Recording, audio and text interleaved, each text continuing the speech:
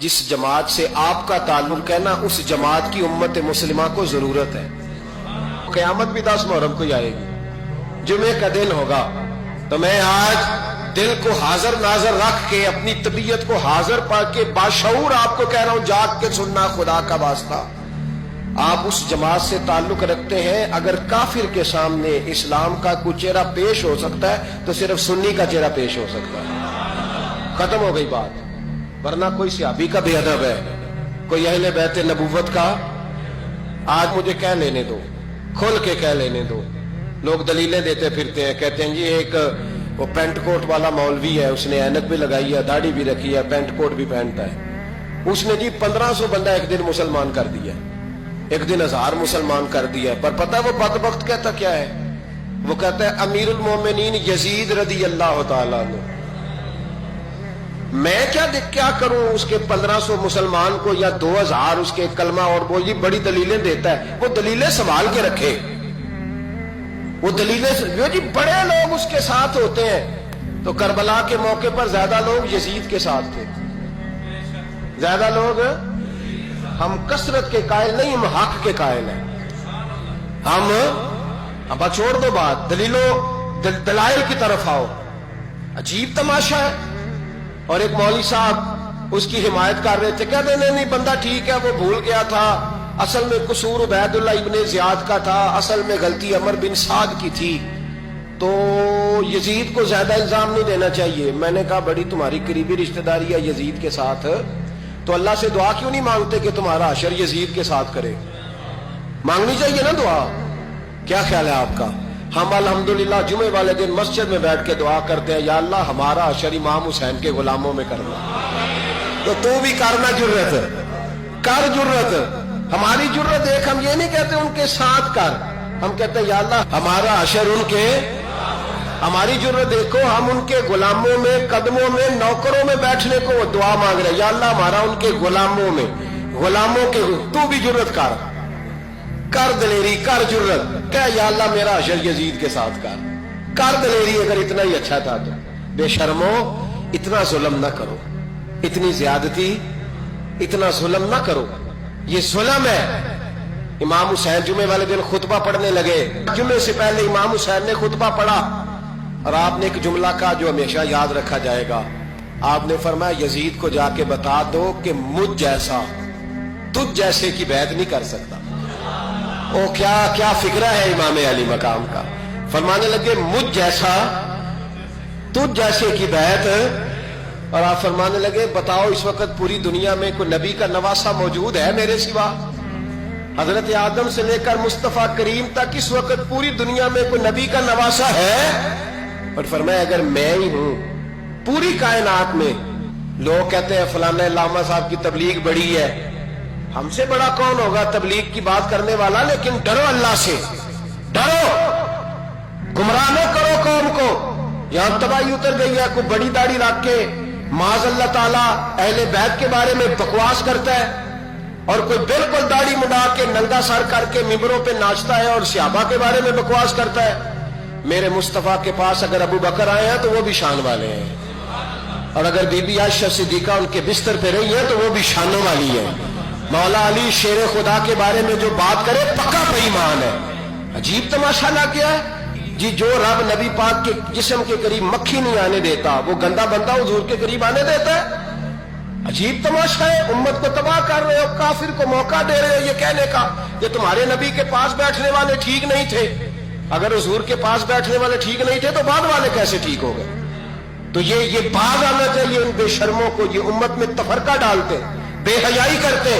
سنو اور یاد رکھو، حضرت امام حسین نے خطبہ پڑھا نا جب جمعے والے دن، فرمایا مجھے پہچانو تو میں کون ہوں؟ تو عمر بن سعد بولا، پکے نمازی بولے۔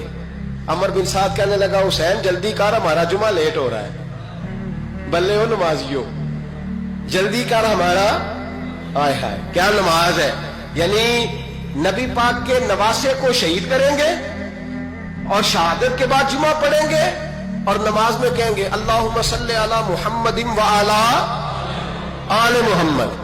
ان کو شہید کر کے قتل کر کے جمعے کا خطبہ دیا جا رہا ہے اور نماز پڑھی جا رہی ہے، اللہم صلی علی محمد وعلی تو میرا سنی بڑا بولا ہے، کہتا ہے جی وہ زیادہ نمازیں پڑھتے ہیں۔ تو زیادہ نمازیں تو عمر بن سعد بھی پڑھتا تھا۔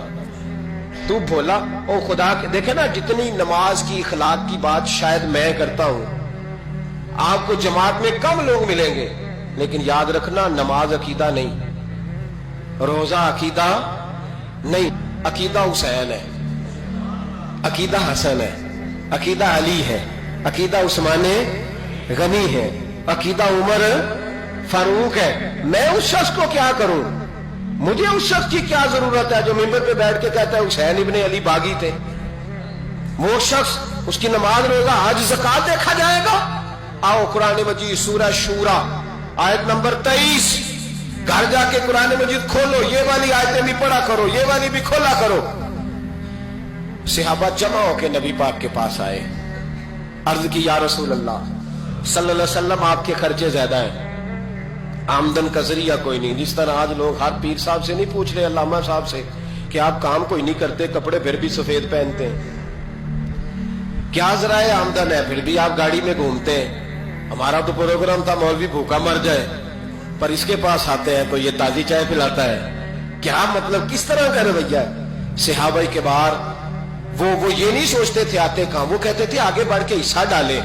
وہ سارے آگے بڑھے، کہا یا رسول اللہ صلی اللہ علیہ وسلم اخراجات زیادہ ہیں، ذرائع آمدن بظاہر کوئی نہیں، نذرانوں پہ اعتراض نہ کیا کرو، نذرانہ دینا نبی پاک کی سنت ہے، نذرانہ قبول کر لینا نبی پاک کی، بولو، حضور کی سنت ہے۔ تو صحابہ جمع ہو کے آئے، ایک جگہ پہ میٹنگ کی، کہا تھوڑے سے پیسے ہر مہینے پیش کریں گے۔ تو حضور سے بات کون کرے گا پیسوں کی؟ کہا ہم نے نہیں کرنی، نبی پاک کے چچا جناب عباس کریں گے۔ حضرت عباس رضی اللہ تعالیٰ عنہ کے ذمہ لگایا گیا، جناب عباس آئے، حضرت عباس رضی اللہ تعالیٰ عنہ پیسے لے کے آئے، اور سیانے بندے تھے، انہوں نے بڑی سمجھداری والی، عقل مندی والی بات چھیڑی۔ یہ نہیں کہا کہ حضور ہم یہ نذرانہ دیں گے، کہنے لگے یا رسول اللہ ہمیں پتہ ہے آپ کی مذہبی مصروفیت اتنی ہے کہ آپ کو ٹائم نہیں ملتا کاروبار کرنے کا، اگر آپ کام کریں گے تو پھر آپ کس طرح کر کے دین کا کام ہو سکے گا، اور یا رسول اللہ آپ نے جو ہمارے لیے کیا ہے اس کا ہم بدلہ نہیں دے سکتے، ایک حرف کا بدلہ نہیں دے سکتے، حضور یہ تھوڑا سا نذرانہ ہر مہینے لایا کریں گے، قبول کر لیں۔ نبی پاک کے سامنے رکھا ہی تھا کہ اللہ کا قرآن بول پڑا، کا کل لا اسألکم علیہ اجرا، محبوب ان سے فرما دو کہ میں نے تمہارے لیے بڑی تکلیف سہی ہے، پر میں تم سے کوئی اجر نہیں مانگتا، تم سے کوئی اجر نہیں مانگتا، ہاں اگر تم نے کچھ کرنا ہے الا المودۃ فی القربى، تو میرے قریبیوں سے پیار کرتے رہنا، میری ختیجہ سے پیار کرنا، میری عائشہ کا ادب کرنا، میرے قریبیوں کا احترام کرنا۔ یا رسول اللہ ازواج تو گھر میں ہے ہی، قریبی کوئی اور بھی خاص ہے جس کا ادب کرنا ہے؟ تو نبی پاک نے فرمایا ہاں، علی، فاطمہ، علی اور فاطمہ کی اولاد، فرمایا ان کا ادب کرتے رہنا، اس کا مطلب یہ ہوگا کہ تم نے میرے ساتھ بڑا ہی اچھا سلوک کیا ہے، کہا ان کا ادب کرنا، جناب علی، سیدہ فاطمہ، اور دونوں کی ان کا ادب کرنا فرائض دین، اہل بیت کا ادب کرنا فرائض